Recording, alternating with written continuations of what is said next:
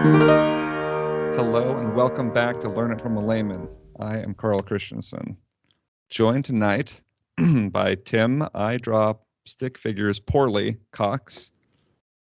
That's a reference, by the way, to my income bracket, not my artistic ability.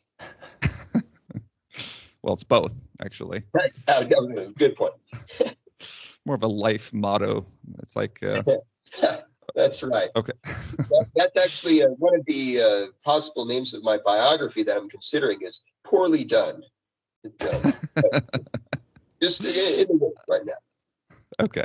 All right. I like it. Okay. So, and we have with us tonight for the first time, Jarom Vogel. Welcome to the podcast, Jarom.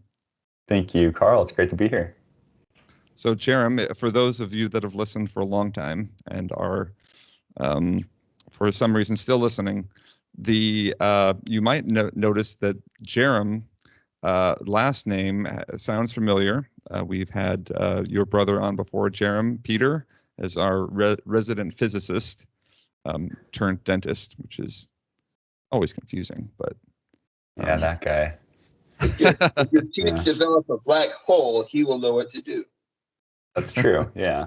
Yep. But yeah, Jarom is on tonight. Jarom Vogel is a digital illustrator, graphic designer, generally skilled in art creation, I guess, and all its mediums. Is that? That's very good of you. Yeah, no, that's my official title. If you go to my website, that's Carl was just reading it off there. Actually, that's your bio. Yeah, exactly. Yeah. Now, Jarom, did you? Now I know that you went to college. I don't remember what your major was. Did you major in? I mean, digital illustration isn't like an official major, is it? No, I majored in illustration. Okay. I did the same program as Michelle Christensen, who was on here a little while ago. Who was also actually on here. Yeah. Not at the same time though. She's a little older than I am. Okay. But yeah, so it's funny you mentioned Peter being a dentist. So I started college with the idea that I was going to be a dentist as well. I don't know if I've told you this before, but so I went through all of pretty much all of the pre-dental requirements except for I think some sort of biochem class. So I did all of the OChem and everything, and then went on this trip to New York with my illustration program. So I was doing illustration on the side. I should back up a little bit. So basically, when you go to be a pre-dental major, there isn't a pre-dental major, at least at BYU where I went. And so they basically tell you can major in whatever you want to do. And because I've always liked art, it was like, okay, well, I'll major in illustration and then do pre-dental as well, which was actually a really bad plan because it turns out you might be surprised to learn there's not a whole lot of overlap between those things. Weird. But I think I kind of enjoyed being the weird one in the dental classes and the weird one in the illustration classes. There's just some sort of like weird contrarian streak in my family. Good. But yeah, so I went on this trip with my illustration program towards, I don't know, year 4 of college or something like that.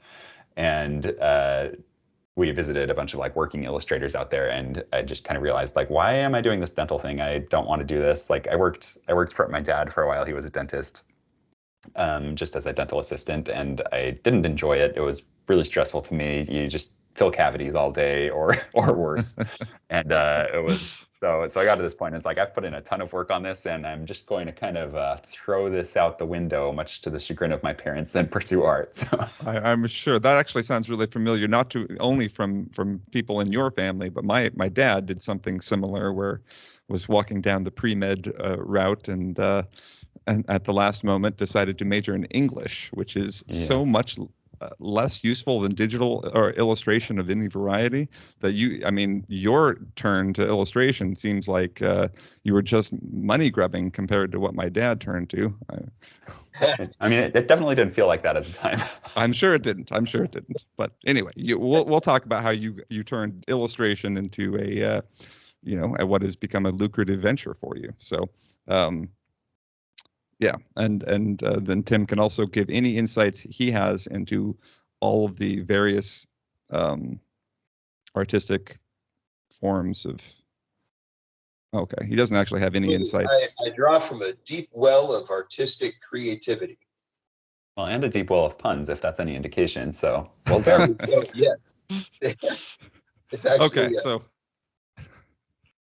Um, I have nothing to contribute. Carry on. okay, perfect.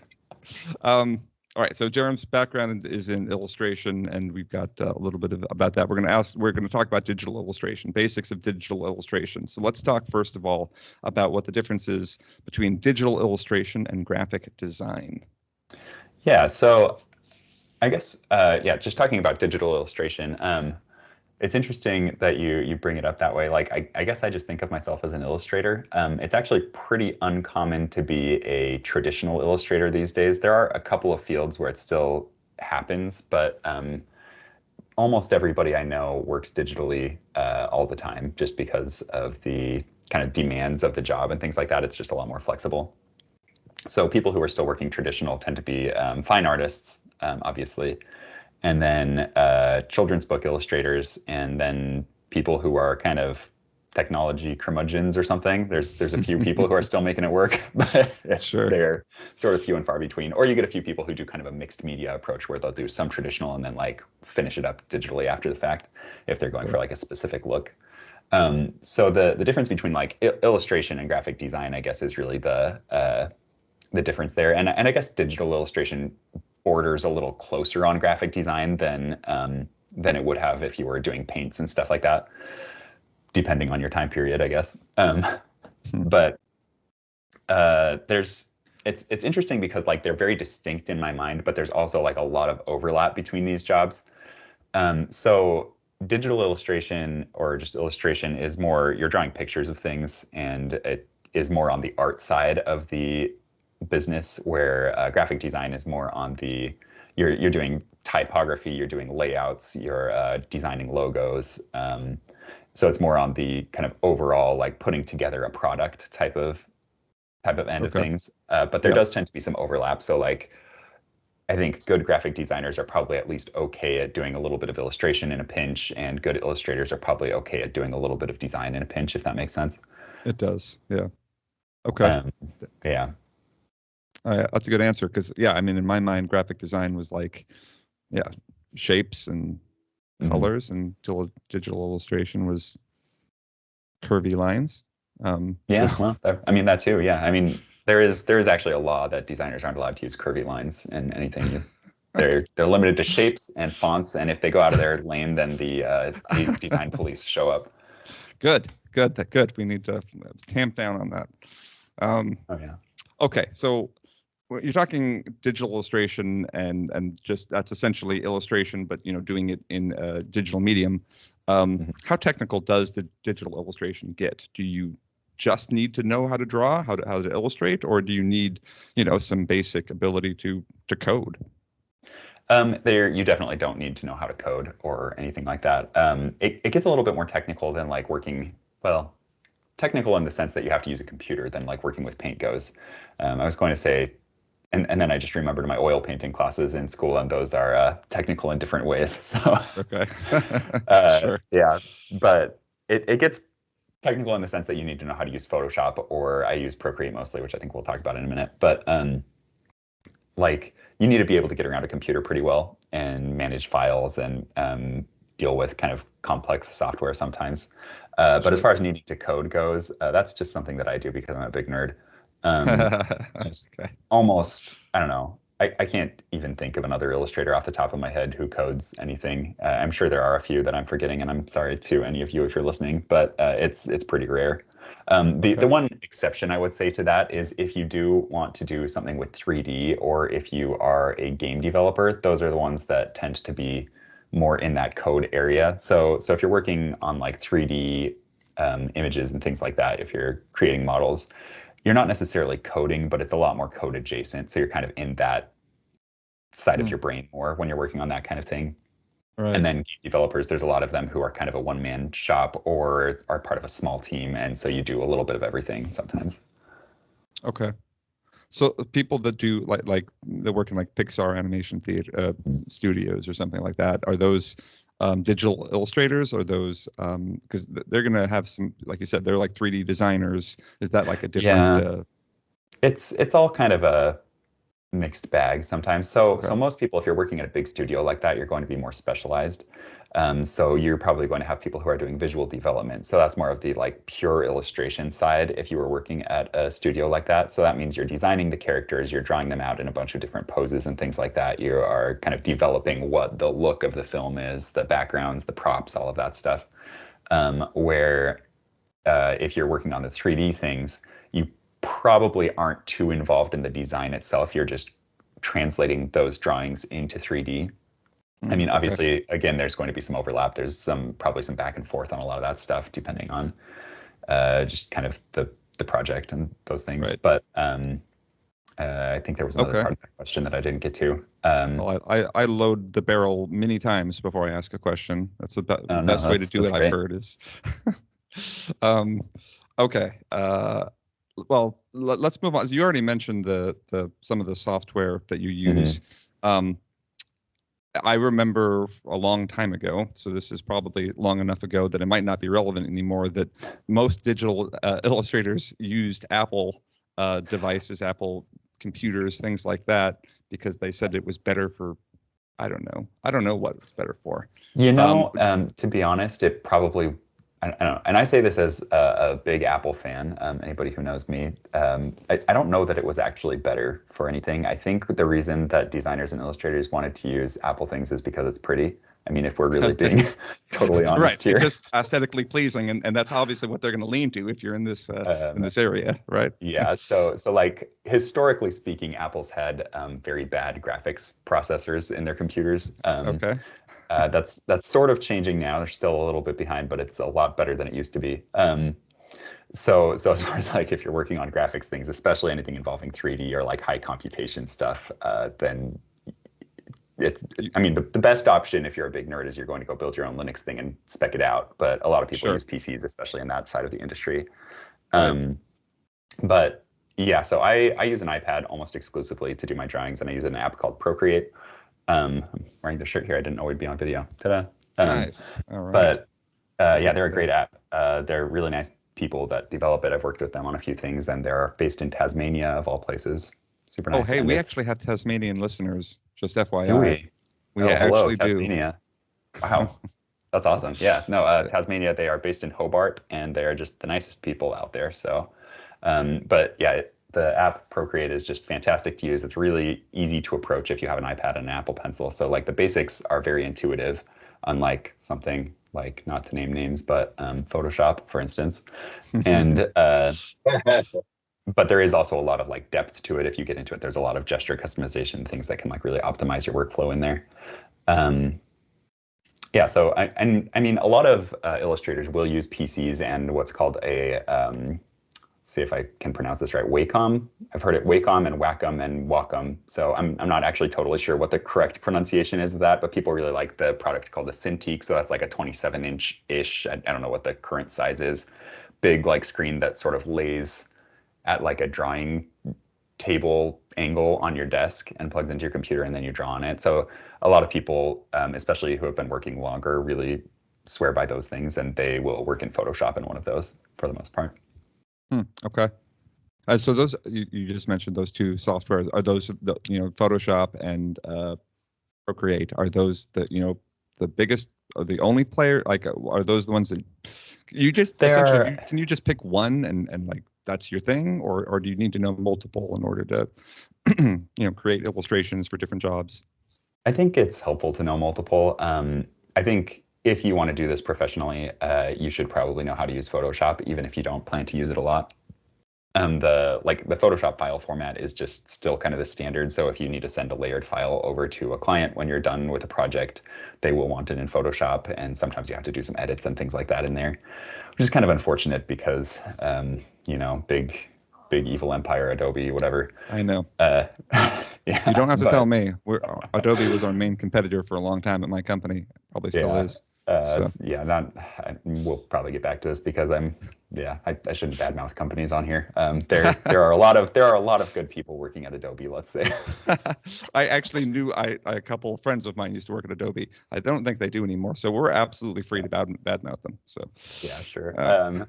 No, it's there's just a few things about they still have some really great software and a lot of really good redeeming qualities. I don't know that I really agree with a lot of the directions the company has gone in recent years. personally, but yeah, anyway, Sure. that's aside, whatever.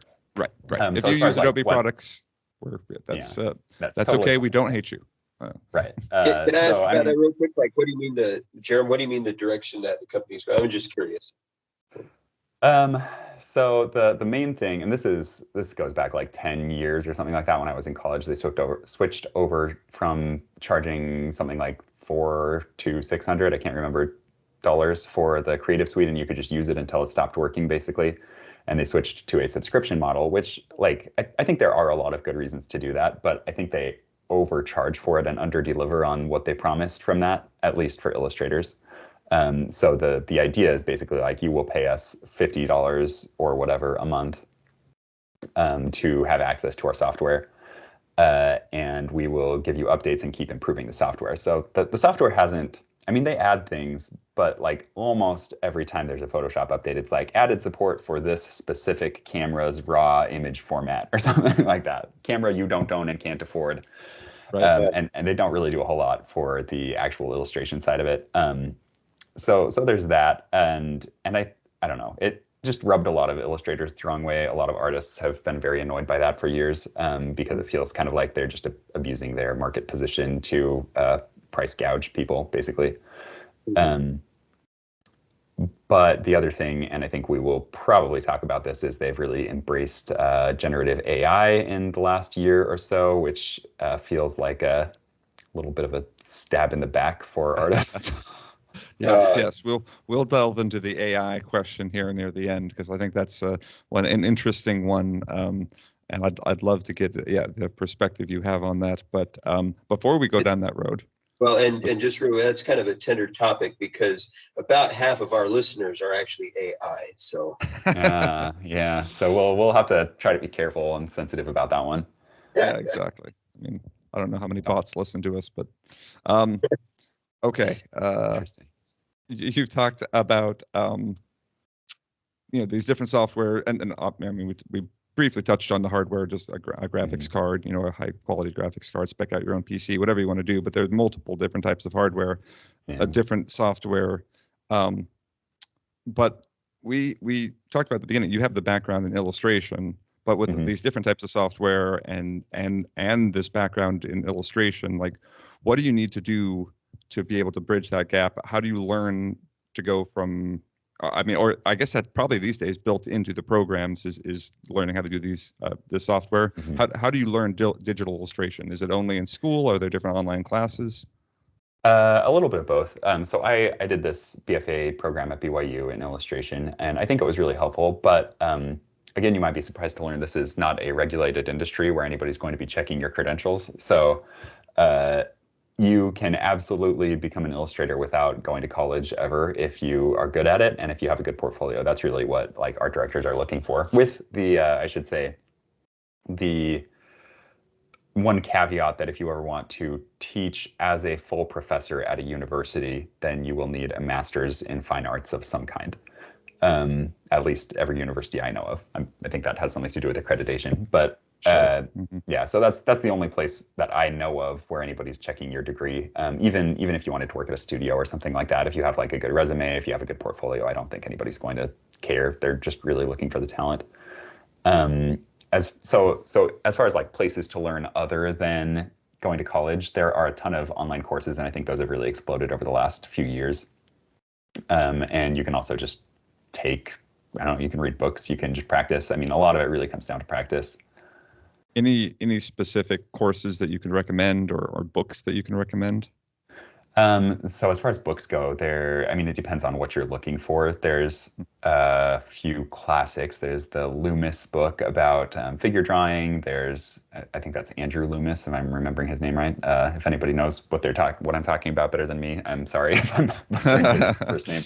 Everybody just calls him Loomis. You'll learn it from a layman. Don't worry about it. It's fine. Yeah, and there's one by James Gurney called Color and Light. That's just this really fantastic whole book about kind of how to paint and like paint light and the different effects that light has. So there's like the lighting around an object. There's like, I don't know, there's all kinds of things. Like basically light reflected from the ground is going to be a warmer tone. Light from the sky is going to be a cooler tone. There's just a whole lot of things in there, which is really nice. There's tons of books. I'm not really one for a lot of books. Courses, I guess if I'm allowed to plug myself, I have a couple courses on Skillshare about how to draw in Procreate specifically, and there's a bunch of other courses on there that are really good. If you want something a little bit more beginner, I have a friend, Lisa Bardo, who does some. She also does Skillshare, and I think she has a YouTube channel now that is more tailored towards kind of beginner artists and things like that, especially for drawing digitally, and that's really good as well. So are those courses, your course and your friend, is it Lisa, her course, are they more in the digital illustrate, like let's learn this software, or is there more like this is how, this is how to do illustration? Probably more focused on the software specifically. If you want to learn illustration, it's a great question. I don't know off the top of my head of a really great course. I think that comes down to practice, and like specifically you need to draw people. So like practice drawing people from life whenever possible, going out with sketchbook and things like that. And there is, I'm sure there are courses about specific illustration techniques and things like that, but it kind of is, I don't know, the more abstract stuff is hard to pin down. Right. Okay. Well, that's good.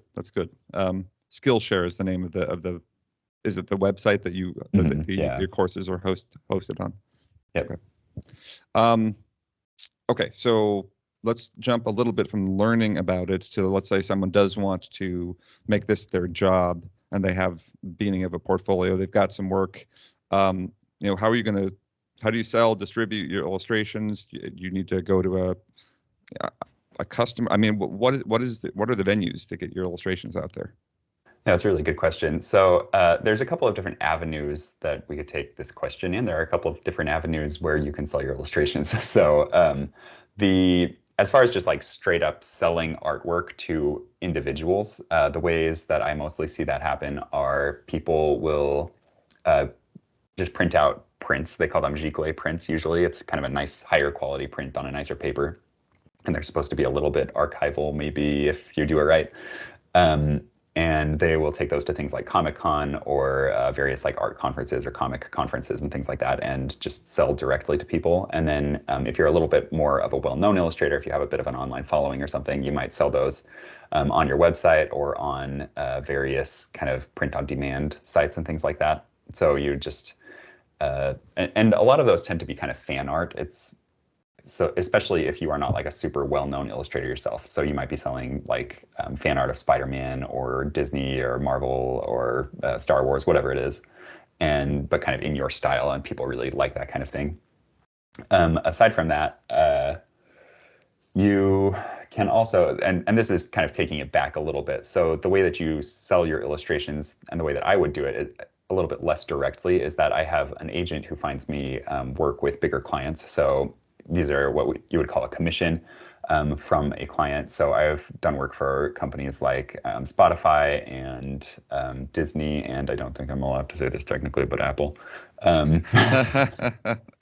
mean, sorry, did I Snapple? I think I said Snapple. Yeah, I'm pretty sure that's what you said. That's what I heard. And Meta or Facebook or whatever they're called now. So a bunch of these like bigger tech companies especially will hire illustrators to create like marketing images and things like that for them.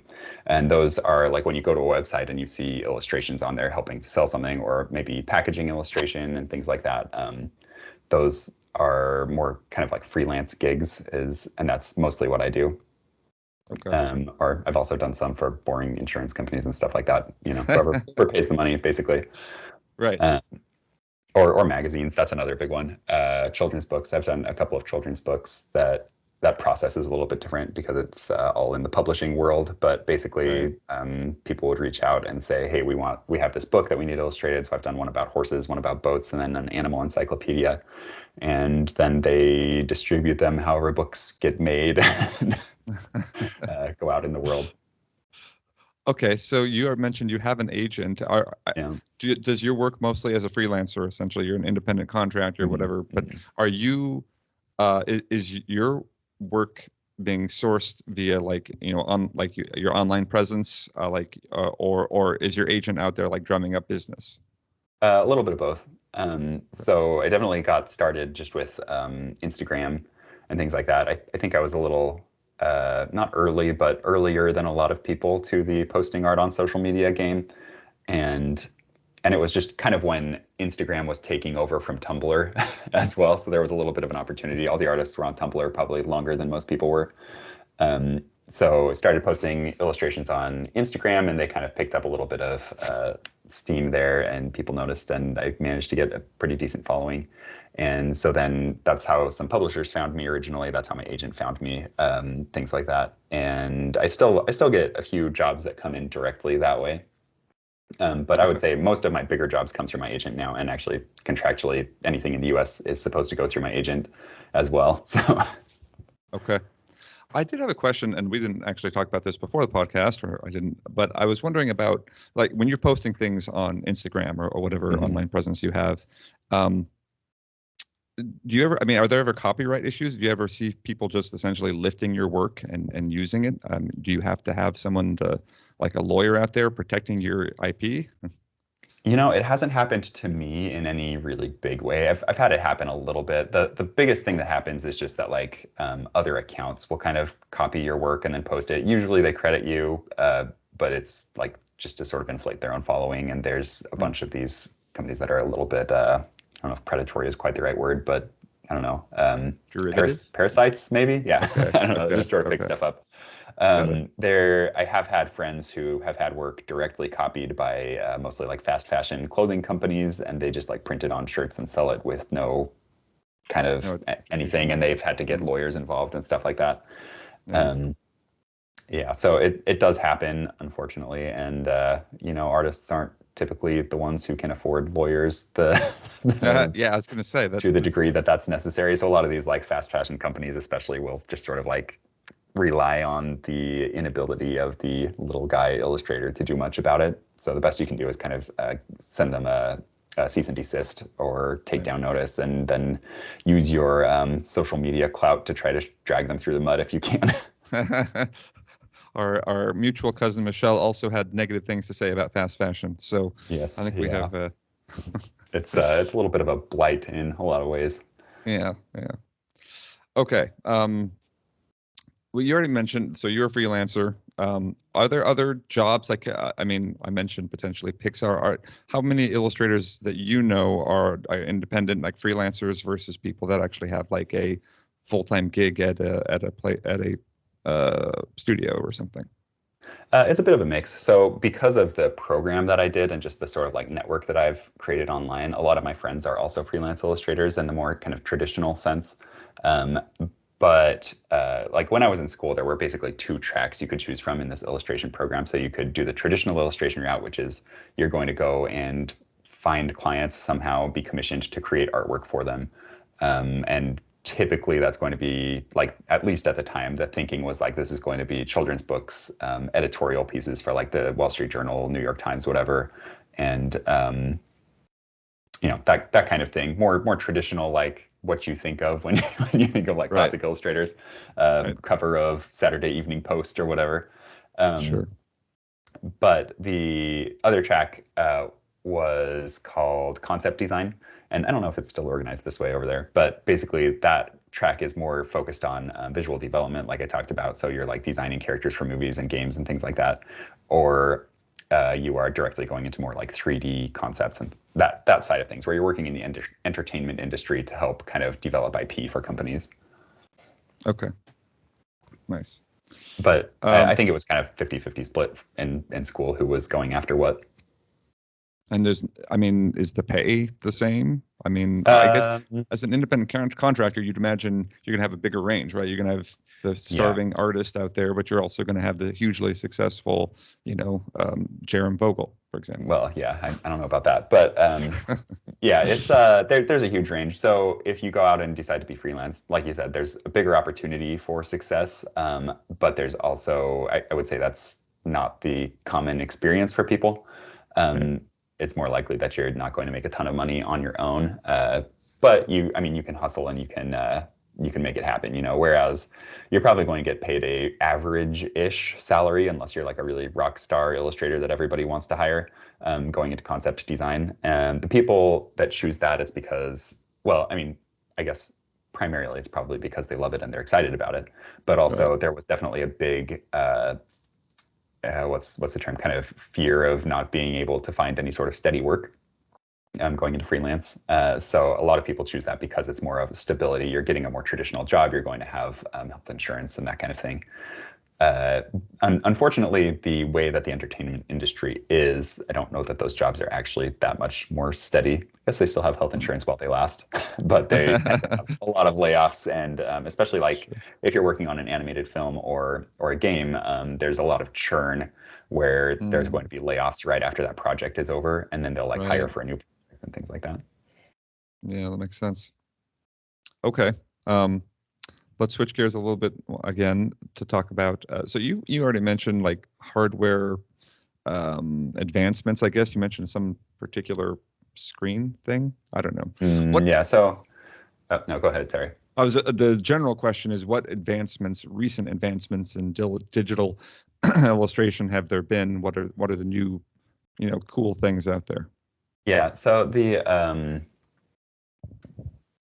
I'm trying to think how to phrase this. The Cintiq has been around forever, so that's the one I was talking about. That's kind of the that's new to me. Table thing. Yeah, it's a niche market, right? It's very popular among like people who work at Pixar and so if you see photos of their studios, they're all sitting at these like kind of leaned down on the table screens. Okay. Look like drafting tables. That was the term I was trying to think of. Yeah. But more recently, there's been a big shift towards working on the iPad Pro. So back in, I think it was 2015, Apple added a stylus support to the iPad. So this nice little pencil thing. And I mean, again, I should like give some sort of, what's the term? I don't know. I should just let everybody know I'm a big Apple fan. So take everything I say with a grain of salt. Disclaimer here. Yeah. Disclaimer. That's the word. Wow. It's a good thing Matt's. That's all right. Matt would be having my guts for this.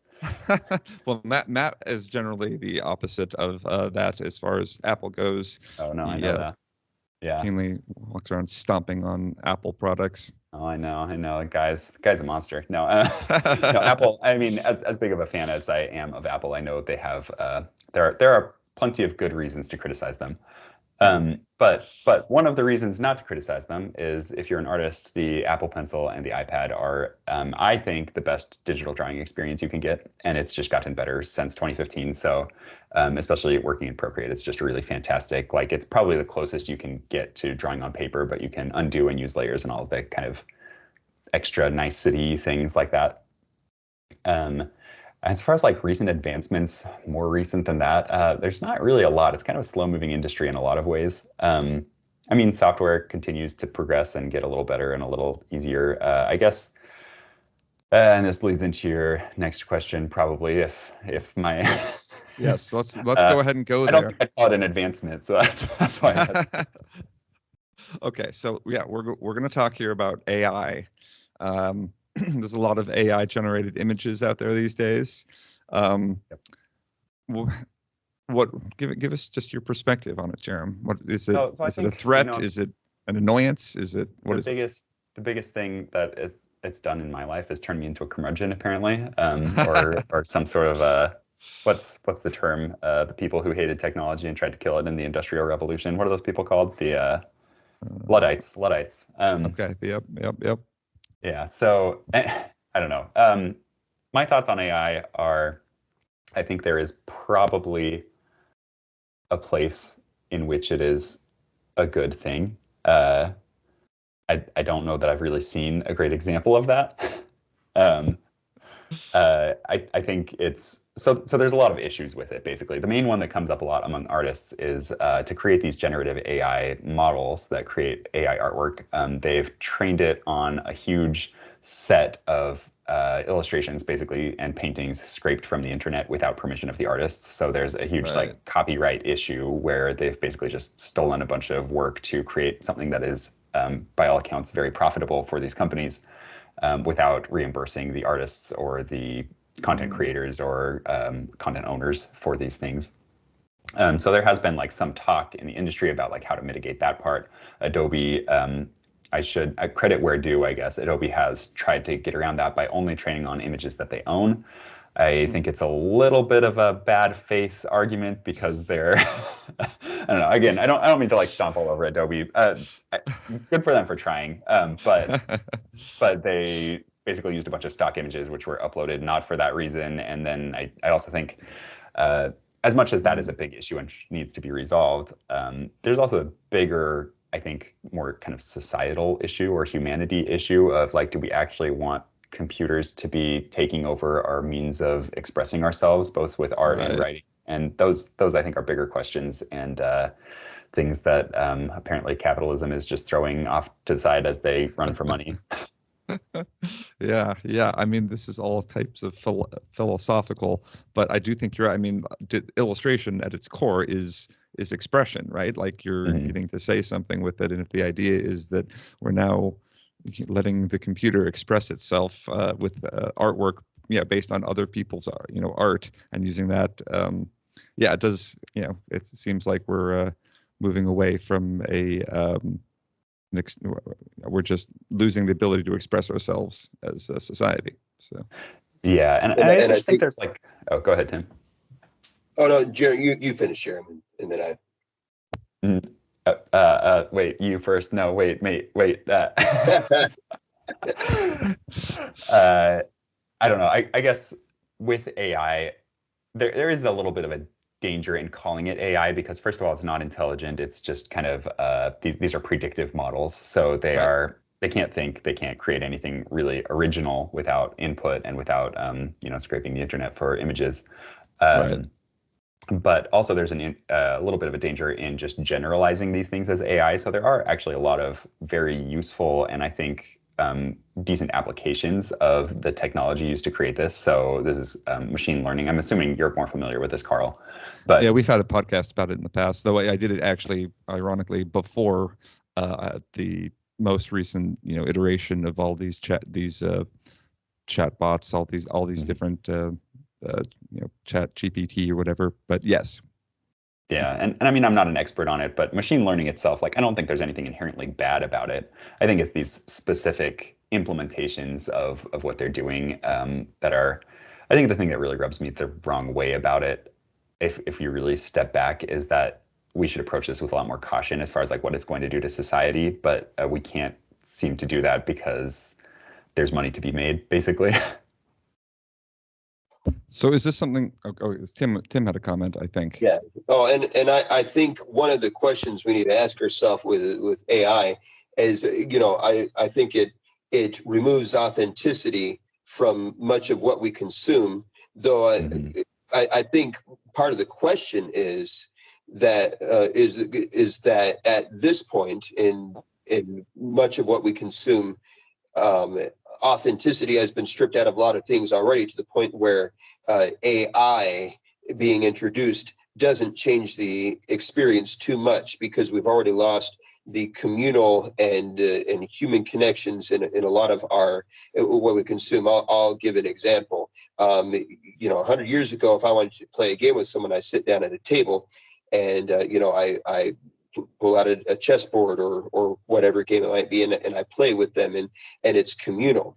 Fast forward to the 1970s and 80s, the introduction of video games, and by the 90s, now we were playing games where we could connect with someone but through internet, and that technology connection is strained out some of the communal and authenticity of that experience. And now we're at a point where if you say get on to play a game, the connection now is you can play with bots or whatever, and if you're interacting with chat bots or whatever, but the experience has for years been the humanity and communal nature of it has been leaching out, I think, slowly. And I think AI is just kind of the consummation of that. And I'm not necessarily anti-AI. I think it's going to have a lot of good utility for society. But I think those are the questions we need to ask, and we should be asking them in our own lives. How have my interactions been diluted of their human and authentic qualities? Yeah, and it's a nuanced it's a nuanced conversation, and we're not very good at nuance as a society. So it's difficult to like get away from anything that's just sort of, hot take comes across in one headline type of reaction, right? But I like what you're saying about just humanity in general, and I think that's my biggest concern about it is, I mean, if I step back from my personal concern that this is going to wipe out my job in the near future, which is also a big concern, but just like at a more general level, just this big concern about like this is taking the humanity away from our interactions, the humanity away from just kind of how we talk to each other and how we communicate. I mean, it seems like even with just ChatGPT, like we're going to get to a point where business is just computers writing emails to each other and nobody's actually. Okay. Before we move on from the AI topic, then so there are, like you said, particular maybe aspects of it that are useful. And let me outline one that I have, at least in my mind, there's potential to be useful as a tool for a digital illustrator. Let's say you could have your own trained model on your own work, Jarom, and you could get a tight deadline for a project, and you just don't have, really have time to do a full, whatever your process is, whatever your workflow is to generate something, but you have a model that that's trained on your work, and you can use it to generate something, and then maybe you give it a couple tweaks. Is that something that you would consider? Is that something that kind of cheapens the process for you? Is that? That's a really good question. I think I'm uneasy with the idea, but I'm not necessarily like 100% opposed to it. I think the like kind of how that comes out would come down to like how well I can discipline myself to not like rely on it too heavily. So if I was going to have something like that, and I, like I said, it makes me very uneasy to think about. It's hard to say how much of that is like some sort of moral qualm and how much is just a novelty thing. But I think the version of that sounds useful to me is helping you like come up with like get ideas out quickly. And so if you could use something like that to kind of like give you a first version, and then you sort of use that as a model to redraw it on your own and redo things, but you don't have to spend as much time kind of thinking through some of the details. I think there's something to that idea probably, but like I said, it's there's a fine line, and I think a lot of people would just use the output as the end product, which again just feels weird and bad to me. Yeah, right. Yeah, this is ironically a road I'm familiar with from years ago, that machine translation got pretty good before just your generic, machine, chats, GPT, whatever the current iteration is of these ML models. Machine translation got better before everything else did, and so translators were presented with this issue before everyone else was, and it's and it became the same question in the translation industry of, well, translation is, sure, there's very technical aspects of it, but there's also just kind of the generative aspect of like, I'm expressing in this other language what was expressed in the original language, and machine translation is just, the crunching of the numbers. Should I use the output of machine translation if it's good enough, or is that cheapening the whole experience? So I'm kind of curious how a few years later, how has that turned out for that it's industry? entirely machine translation. Yeah, see, and it's just hard to imagine that it's not going to go that way with illustration, like especially for kind of more consumable, ephemeral types of illustration. So like things that are going to be on packaging or in magazines, or that are sort of like, not really artwork meant for the ages types of products. Right. Like it's hard not to think that, they're companies can save some money and they're going to just go for that. But I mean, we'll see what happens. Yeah, I've got to give the caveat that I say it's machine, like the volume of translation has increased significantly, and that's largely because machine translation has made it possible to do so. And so a lot of translators' work is just post-editing. It's just looking through machine translations and looking for errors. There is still a fairly healthy group of freelance translators that actually do translation, but yeah, it becomes more specialized. It's more it's like artisanal translation. Right, exactly, and that's. So I don't, who knows if it's going to follow the same path for artwork or not. But okay, that's these AI. echoes of previous iterations of technological transformation, where it revolutionizes everything, and there's concern about how it's when, say, the printing press, and computers and so forth, and what we've seen is in the past, society adapts and becomes more efficient with the new technology, but it is the technology with AI and all this stuff, it's so incredibly good at mimicry, that it's just interesting to see, if this is going to be just another one that, oh yeah, we adapt, and how could we ever have lived without this, or if it's going to be something different. Anyway, sorry, that's not really a relevant point, but just interesting to think about. No, absolutely. And even within like the illustration industry, we've gone through a few things like this in the past. So if you go back to like the golden age of illustrators, I can't even remember exactly when this was, but back in Norman Rockwell's time, and like Howard Pyle, J.C. Leyendecker, like those guys were basically rock stars in their day. Like they were household names. Everybody knew who they were. They were making heaps of money, just super rich by being an artist, and a commercial artist at that.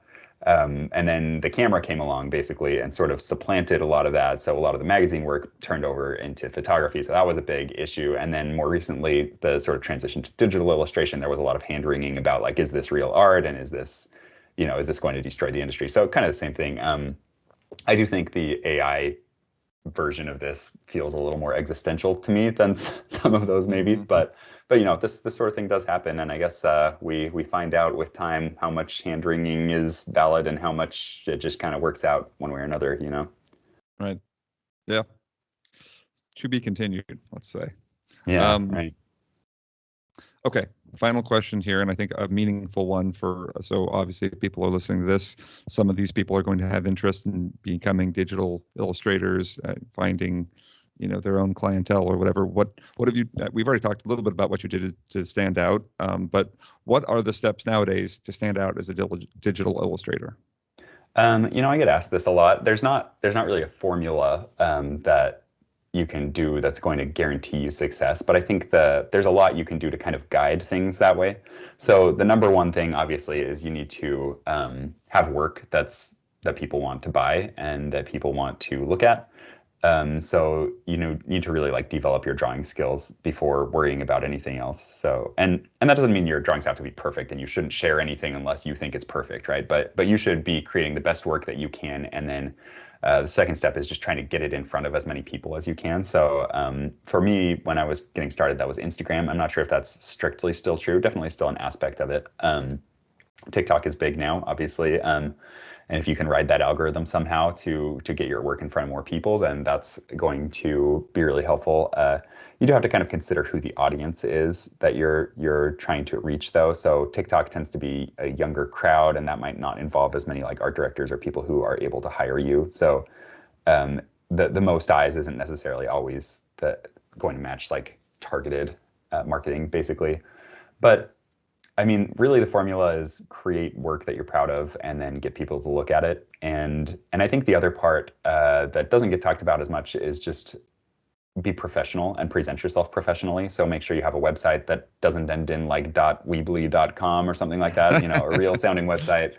Try to present yourself just as a professional. I also see this a lot on social media where people who are uneasy or are new to the industry will put like in their bio aspiring illustrator or like illustration student or something like that, and it was at least hard for me to get over my imposter syndrome enough to just be able to say like I am an illustrator and I am available for hire, even when I'm looking at my work and feeling like I'm not ready for that. But you really need to just kind of project some confidence that you may not feel, and I think that goes a long way as well. And then be easy to work with. That's the other thing.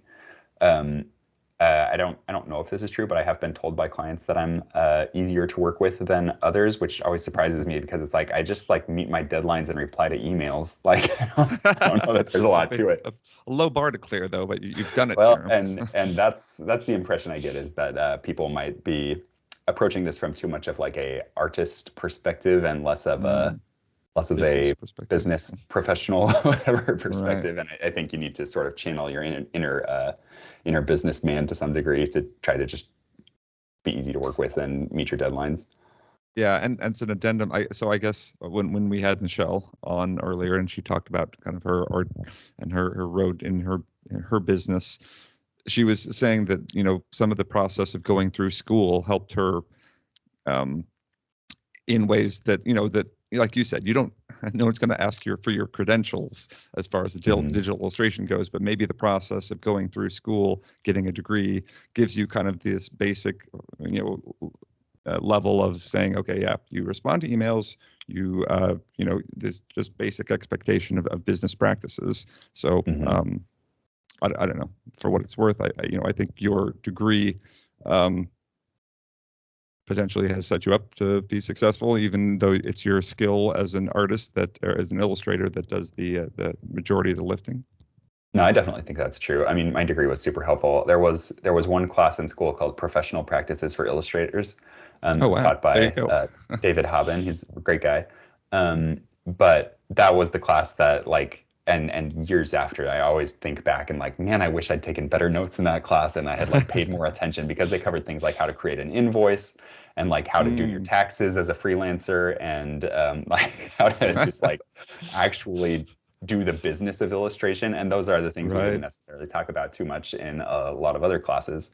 But even without that, just the process that you go through in illustration classes is you're given an assignment, you have a deadline, you need to do sketches, you need to communicate with the teacher and be able to accept feedback without getting your feelings hurt and getting mad about it. That's also a big part of the job, is developing a little bit of a thick skin. So when a client comes back and says, hey, this artwork that you spent hours on isn't perfect and I need you to change this thing, you don't throw your computer and then scream at the client, which sounds like also a low bar, but that's it feels really personal when you put a lot of yourself into this. I'm sure. Work. Yeah. And especially in school, I remember a couple of really rough critiques where you're just furious at the teacher because they dared to criticize this masterpiece that you had made, Right. Hey, Jarom, I just want to let you know that I find you easier to work with than other people on this podcast. Oh, well, there you go. Yeah. I mean, let's not get too deep on Matt here, right? Tim's trying to buy himself a one-way ticket off the podcast. That's right. Well, I'm pulling what's the name? Howard Stern. I'm yes. trying to cultivate my shock jock persona.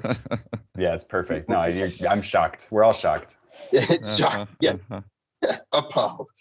All right. Well, I'll remind you, Tim, that I post this episode so I can either completely edit you out or add any, AI generated voice of you claiming that you have, no meaningful, brain functions. So, you know what I would like, Carl, is if you post it, but just removed every other word I said.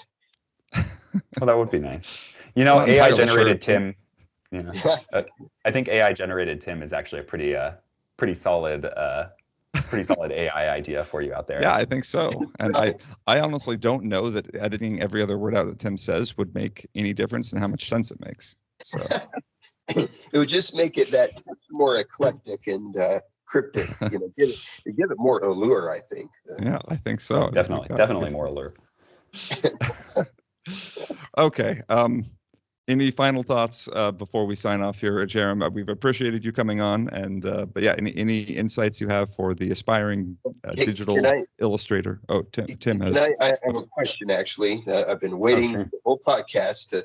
Okay, Jarom, would you sign off real quick just on how did you get into art? How did you know you were interested in art, that you maybe had some talent there? And what advice would you give to, say, someone who has daughters who love art, and how would you how do you foster that? That's a really good question.